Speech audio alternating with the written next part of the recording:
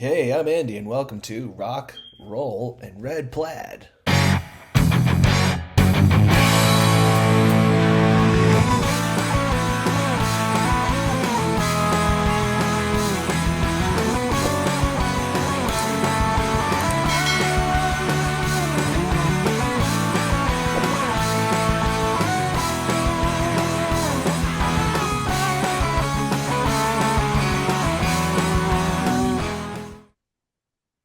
Oh my goodness, it is the Rock, Roll, and Red Plaid podcast approaching our 40th episode. And what better way to come close to that is I think this is episode 39. I don't know. It doesn't matter. The Aluminium Cowboy Captain Dusty Mulholland is here, Hey, along with his hey. manager. How are you? How are you both?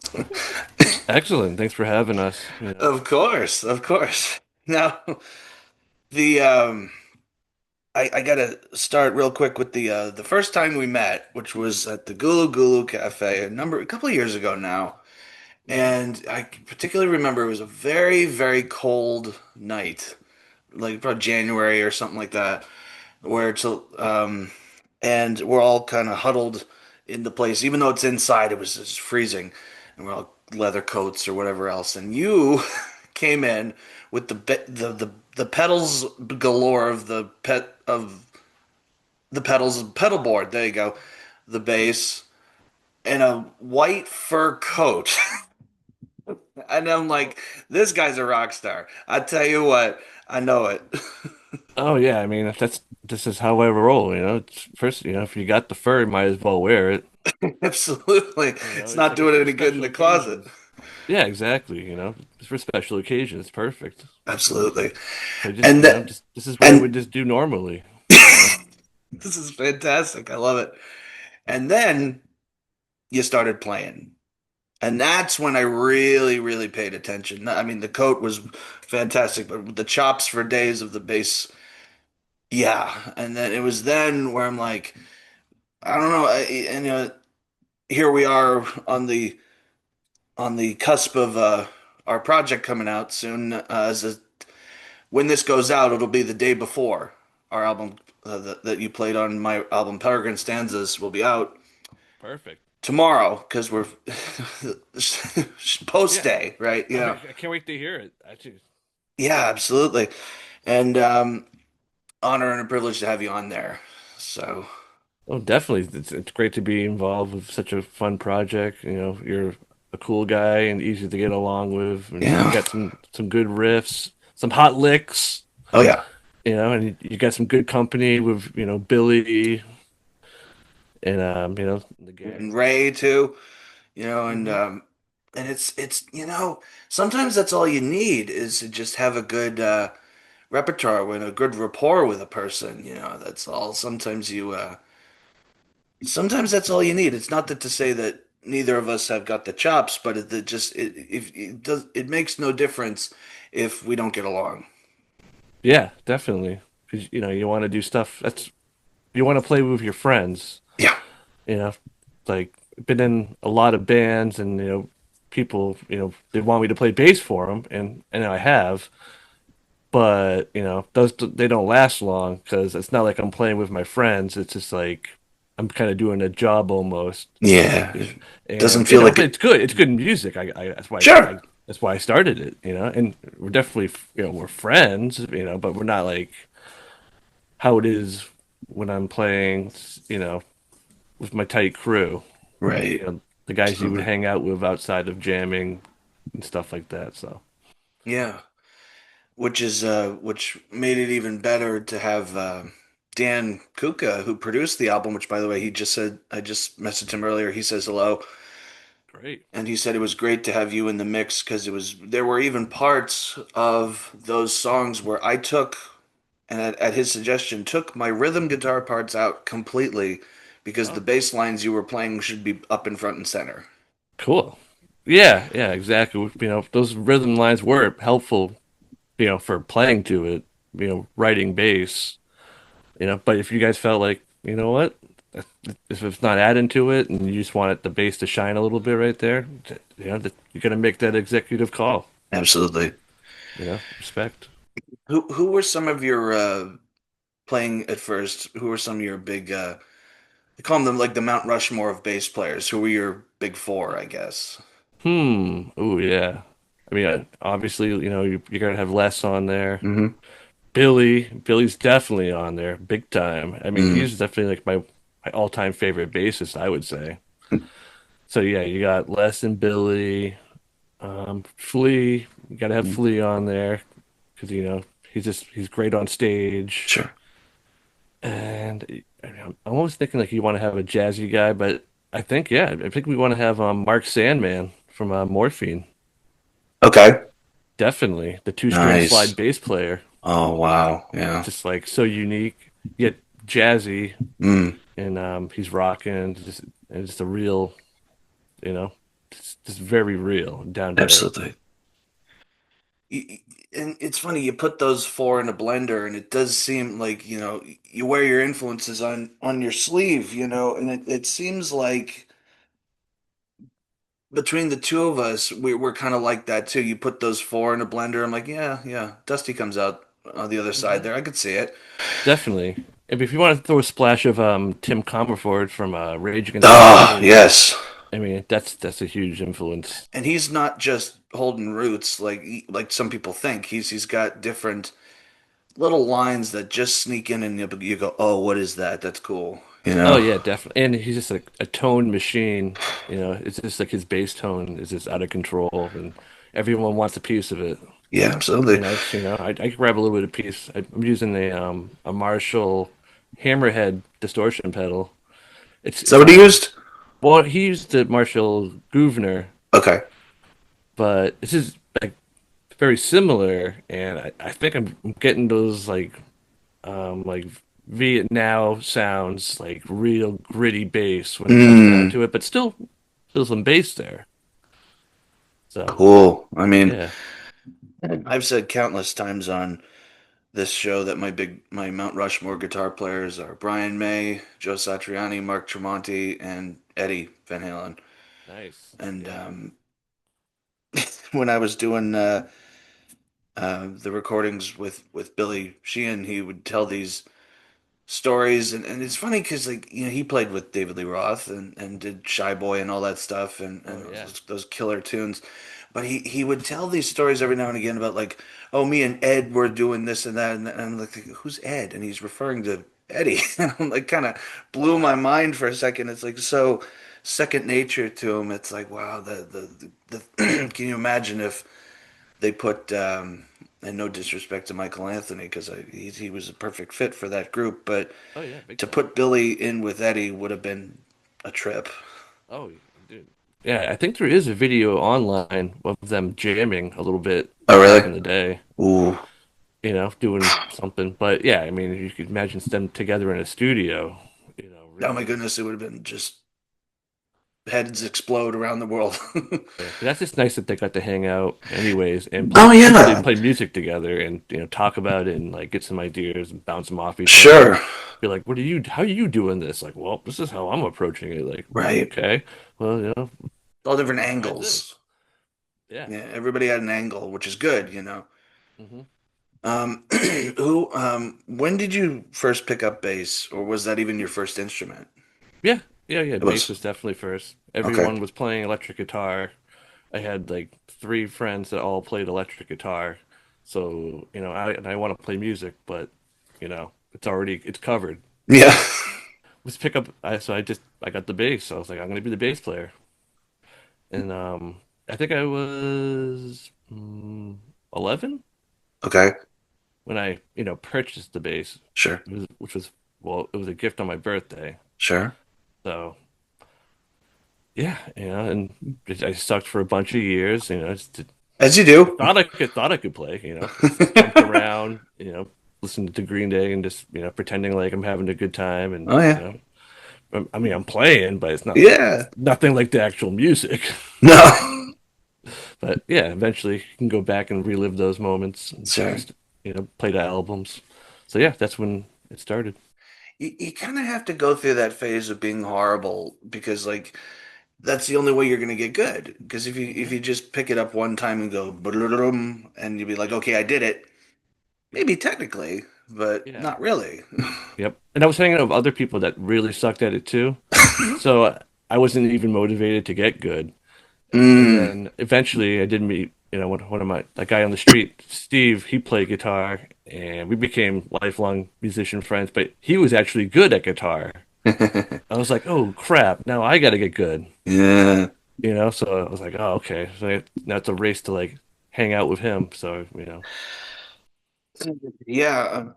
Excuse me. There was a music camp I went to when I was a teenager, and it was kind of like that, where every kid was coming in after every lesson of like, oh, look what I learned, and it's like, oh man, now I got to go learn and do that and do it better than the other guy, and it was like this kind of friendly competition, and it turned into by the time we aged out of that program, mid-teenager or whatever, these kids could really, really play. And it, hmm it, it was that friendly but not so friendly competition of, how kids are. And it's just like, yeah, oh, I'm they'll gonna accelerate smoke this. And everything. yeah, of course. Definitely. No, it got me pumped. So Oh my I gosh. fully down. Do you remember the first gig you ever did? Oh yeah. Yeah, I think elaborate. yeah, I was in the fifth grade. Oh man. I mean, that's the first time I performed in front of, people. I was just in Yeah, that fifth grade. counts. And yeah, we played Satisfaction by the Rolling Stones. Perfect. But we didn't actually play it. We thought we did. I mean, I just had my bass for a few months, so whatever that sounded like. They recorded it. It's out there somewhere. Some teacher might still have it on tape somewhere. But We have it here. No, I'm just kidding. yeah. Roll it. Hit that footage. Yeah. Oh No. man. But yeah, so I was like fifth grade, and always wanted to do it. And I asked to set it up. I was like, I want to do this. Like, Hmm. can we perform on the stage in the base in the what's it called, gymnasium? Yeah. And then they did. They let us do it. And it's, it's those moments that even though it may not have been the greatest quality, it's the feeling and the rush you get from that. It's like you can't duplicate that. Can't put that in a can or a bottle and hmm consume it that way. You have to live it and experience it. Big time. Oh my goodness. Um, so where did the Mandeer thing come from? I know you have this group that is like a kind of quasi Christmas themed punk group. If you want to elaborate on that a little bit, or Oh yeah, I. like so my twin brother, Mhm. Mandeer, I don't know, he plays with these guys Frostbite, and I don't know, everyone seems to confuse me with him. Oh, I see. So I don't know, but it's good stuff, you know. Yeah, I heard some of it, and you could throw in some of the Sheehan-esque bass tap stuff, Definitely, we're both and I very noticed you had pedal the infused. bar on the bass, which I is totally that's a less thing I would figure, right? Um, I don't I know. don't know I where mean, that came from I either. was I was watching like Steve Vai, just like being whammy bar crazy. Hmm. That's like what influenced me. I Oh, wanted really? like the Okay. tremolo. And I Okay. knew Billy wasn't doing it. Billy, No. he bends on the neck and everything, and Yeah. that's That his frightens me. I know, but his bass is equipped for it and everything. Well, you know how he But does that, right? He has yeah, like the screws go in super deep into the body, and he can just plop down on it, and nothing will happen. yeah, and it's at a different angle too. It's like instead of like going straight through, it's Oh, like at like it's a like, oh yeah, it's scooped. Yep. so like it like pulls the neck into the body. So That's yeah, wild. I mean he's got that down to a science, Oh yeah, no, those big time. guys. But yeah, I used to started off with was it the hip shot Mm. whammy, and that one only went down, and it's really big and rugged, so you can just like go crazy with it. You guys toss some super slinky strings on, and it's a good time. But I got the cowler, I believe it, and that goes up Mm, and I've seen down. those. Yeah. Yeah, that goes up and down. So it's not as aggressive, but I don't really need to be. But you can give it the beans, no, most of it, and that time, and Oh you yeah, can, yeah. it does exactly what I need. So, and it's definitely a smaller tremolo compared to the hip shot. The hip shot's a big. It's like a Cadillac. It's like the hip shot. Right. The Yeah. other one's like a Porsche. Yeah, it's a little, you can move around with it more. Yeah. Hmm. What would you consider your first? I know your first recording was that fifth grade Stones cover there, but Hmm. when you got into the studio realm of things, what do you think was your first hit the nail on the head, did it proper recording? Oh, well, I mean, my first album that we made on a 4 track that I uploaded it to YouTube recently, Hmm. and it's called Something Dank.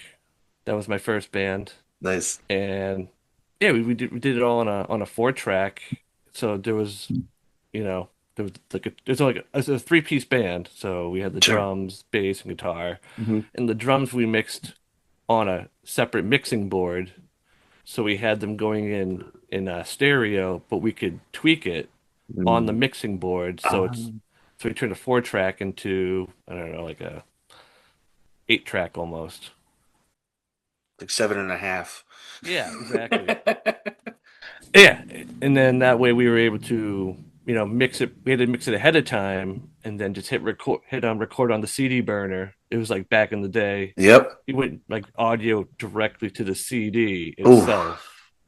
You had to have the volume just the right amount, and just make sure it all worked out.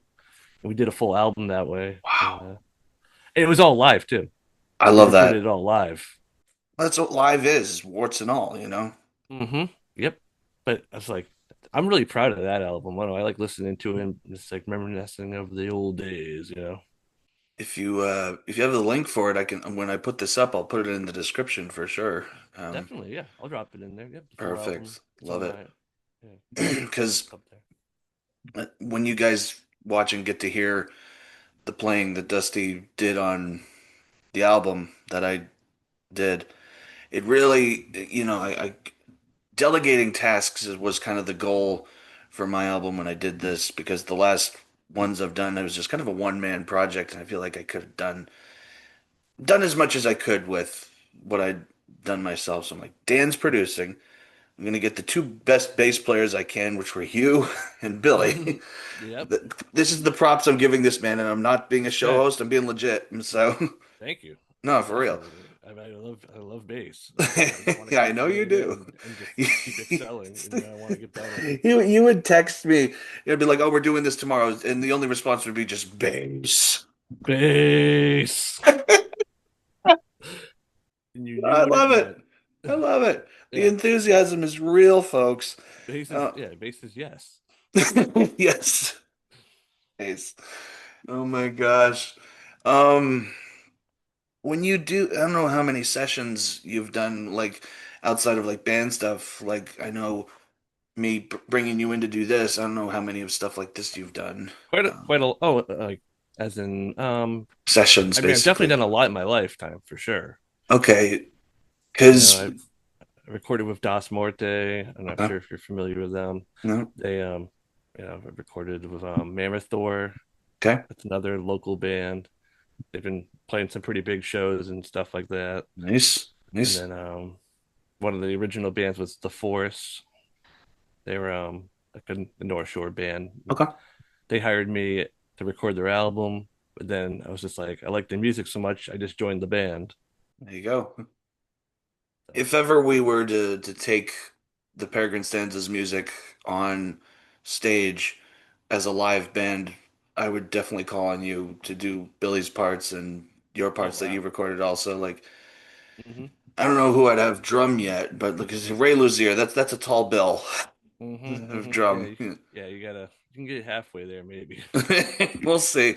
Maybe we'll just be like, "Hey, Ray, what are you doing? You gonna be in Boston anytime? Hey, come on over." You know, Yeah, we'll work around you. Don't worry. walk around.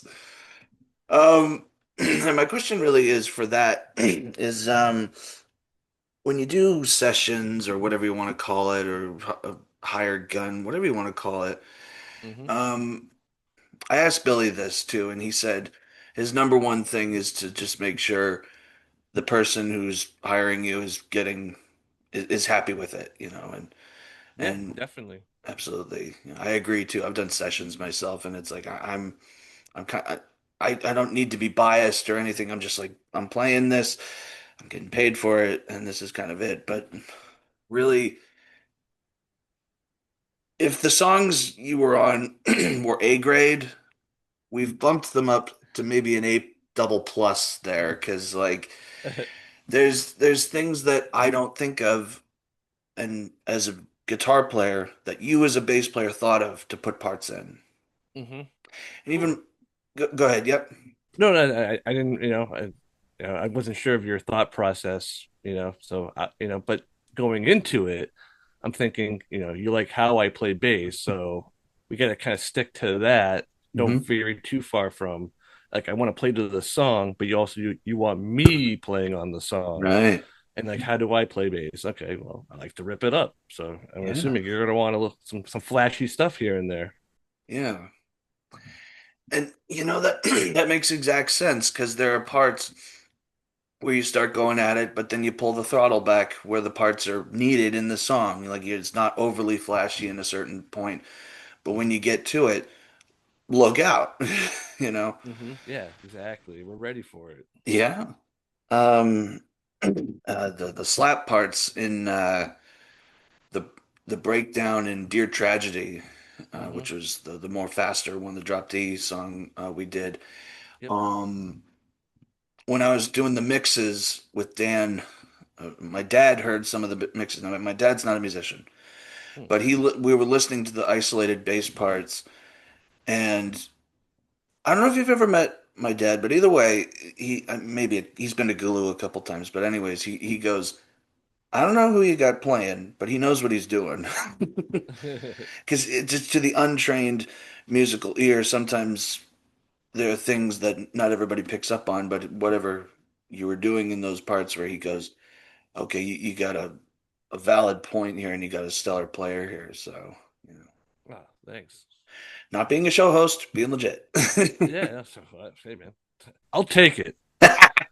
This hat's a little big on me. My head needs to kind of like inflate a little bit. You Yeah, know, if it gets snug by the end, I'd be like, I think we're good. yeah, I think it will be all right. Thank you. But yeah, I mean, playing off of the drummer versus the guitar player as a bass player. When I asked Billy this question, he said he leans into the drummer really more, so the guitar player can go off and do what he needs to do. And I don't Hmm. know what your thoughts are on that. Is it more of a conduit, or do you? I don't know what your thoughts are. Yeah. I like to sometimes I like to emphasize like certain things that I like when I hear the guitar doing, and then like incorporate that into like how the drums are playing. So I'm like kind of Mm-hmm. like swooping in. But yeah, like Billy says, definitely want to stick to those drums, lay that backbone, and Mm-hmm. then once in a while, poke my head up and then do something cool that the guitar is also doing to kind of like Yeah. if he's doing something I like, I might just end up doing that too. Yeah. I want to be involved. Yeah. Yeah. It's But not all. too much. Not too No. much though. If he's soloing, I'm laying it down, Yeah. unless he wants me to do something on Yeah. top of it. At that point, it's like surfing. You know, like you're riding the big wave, and the guitar player's riding the wave, so to speak, and the bass Mhm. and drums are that wave. Yeah. Do you have a worst gig? Because I was like getting those too, like elaborating on those. Hmm. Well, I mean, used to play this place called Collins Colonial Lounge in Peabody. Okay. Does not exist. The building is completely gone. So I mean, that was a rundown dive bar. I don't know. Okay. I guess that was a lot of crappy shows there. Okay. Um, I don't. Yeah, but a bad show. Like a bad show is, to me is like no one shows up and you suck. It's both. It's both. You Oh gotta my have gosh. both of those. Like you can play a Both lot of of shows, no one shows up, but both of them, and it you're just sucks. horrible. Yeah, like no one's there. But then at that point, it's like, okay, no one's here, so whatever. Whatevs. Yeah. Yeah, but yeah. As of recently, I haven't had anything too bad. If I think about it, I'm sure something will pop up. I just don't. I don't know. Those weird gigs. There's some weird shows I've played. Yeah. Like oh yeah, no, like I did the Boston Freedom Rally. Okay. and I played bass for Robbie Road Steamer. Okay. But like we didn't practice ever. So Ooh. he threw a band together, and like these are the songs, and just like learn these songs. So I learned them, and yeah, there was like a keyboard player, guitar player, drummer, and I was the bass. Uh-huh. And yeah, we played the main stage at the Freedom Rally at like 420 and all that stuff. Okay. All right.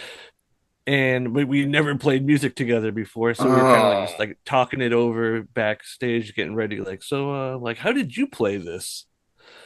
You're like, okay, like, what are you doing? Like, and like, I don't know, could have been better, you know, especially with so many people and the whole situation. So they, but I mean, I just stick to my guns, Yep. kept with the drummer, There you go. Yep. stayed consistent, just wanted to keep laying down the bass, keep my eye on the guitar player if he's making a change, but Yep. like I'm listening to the lyrics because I got to that's how I knew the changes to the lyrics. Right. Right. So as long as Rob's happy, everyone's happy.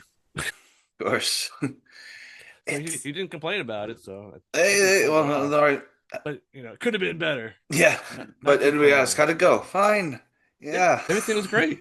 Yeah, sure. Great, as you would expect with that guy. So No, yeah, that's, hey. that's how it goes. Rock and roll sometimes. Of course.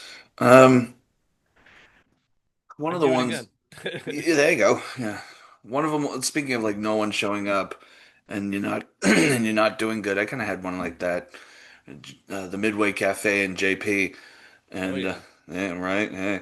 Hmm. Yeah. um, it was like during the AFC Patriots game a Mm. couple years ago, and we were playing, and like five people showed up.